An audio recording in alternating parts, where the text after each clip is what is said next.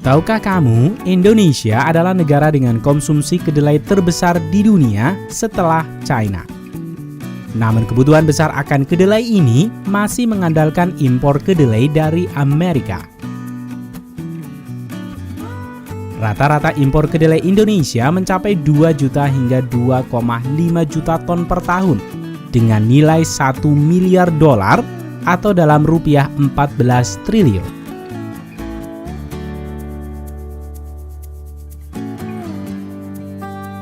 Dari impor tersebut, sekitar 70% diantaranya dialokasikan untuk produksi tempe,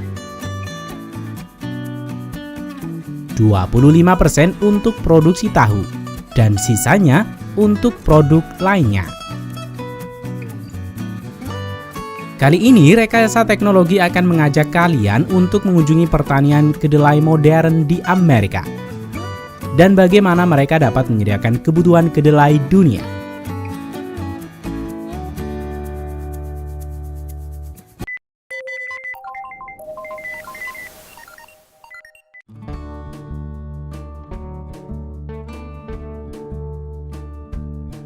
Cerita ini bermula saat beberapa ratus tahun yang lalu, para petani Amerika bahkan tidak yakin apa yang harus dilakukan dengan kacang kecil aneh yang berasal dari China.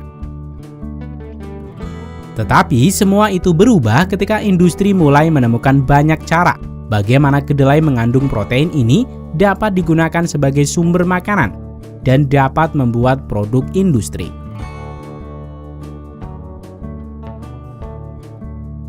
Saat ini, kedelai telah tumbuh menjadi tanaman terpenting kedua di negara ini. Dan salah satu petani yang membantu mewujudkannya adalah petani kedelai Wisconsin. Petani kedelai Wisconsin di Amerika dapat memasok hampir separuh kebutuhan kedelai dunia.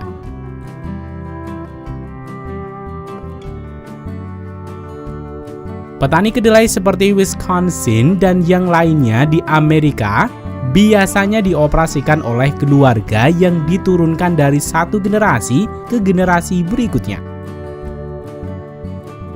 di mana semua orang ikut membantu dalam pertanian secara langsung. Menjadi petani kedelai modern sangat mirip dengan bermain catur, di mana Anda harus merencanakan ke depan dan membuat gerakan penting. Akan tetapi, Anda harus tetap mempertimbangkan respon alam, baik dari cuaca, serangan serangga, dan gulma. Hal pertama yang harus dilakukan petani sebelum menanam tanaman mereka adalah menguji tanaman. Meskipun kedelai membantu menghasilkan nitrogennya sendiri, petani tetap perlu menganalisis kandungan tanah untuk kebutuhan keasaman dan nutrisi.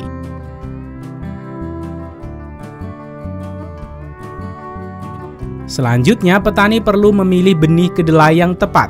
Seperti halnya kentang, kedelai juga memiliki banyak varietas berbeda, dan penting untuk memilih varietas benih yang tepat agar sesuai dengan kondisi kelembaban dan suhu tanah di pertanian saat musim tanam.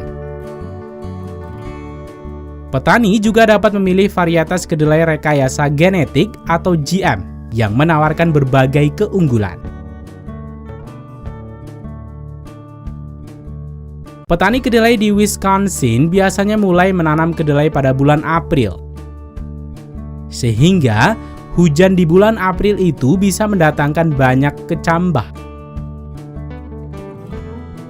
Dalam menanam benih kedelai, petani menggunakan mesin traktor penanam yang menyimpan benih sekitar 1,5 inci ke dalam tanah.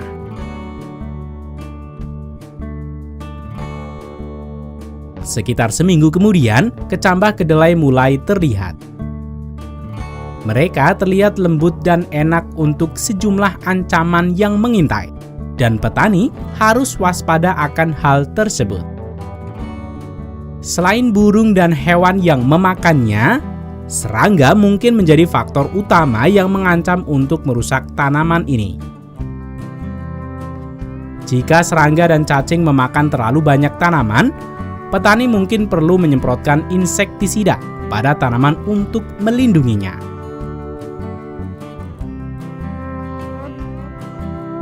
Ketika tanaman kedelai muda mulai terus tumbuh, hal lain seperti gulma dapat mengancam, tergantung pada kelembaban tanah dan cuaca. Beberapa gulma yang tumbuh cepat mungkin akan merusak kedelai dan mengambil semua kelembaban dan nutrisi di dalam tanah. Lagi-lagi, petani mungkin dihadapkan dengan penggunaan herbisida untuk membantu mengendalikan gulma. Setelah tanaman kedelai dapat bertahan hidup dari serangan serangga dan gulma, tanaman kedelai akan mekar selama musim panas dan akan memiliki bunga kecil berwarna ungu. Bunga-bunga ini akan tumbuh menjadi polong kecil yang akan menampung kedelai di dalamnya. Dengan bantuan teknologi dan penelitian pada tanaman kedelai, kini petani kedelai di Amerika dapat menghasilkan 4 ton per hektar, hampir 2 kali lipat dari apa yang dihasilkan Amerika 40 tahun yang lalu.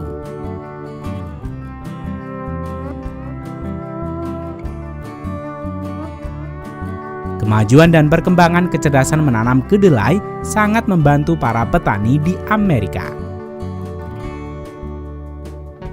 Pada bulan Oktober, kedelai telah matang di dalam polong, dan daunnya telah berubah dari kuning menjadi coklat. Akhirnya, kedelai siap dipanen menggunakan mesin besar yang disebut dengan traktor combine. Dalam prosesnya, traktor combine ini meliputi kerja memotong dan mengumpulkan tanaman kedelai.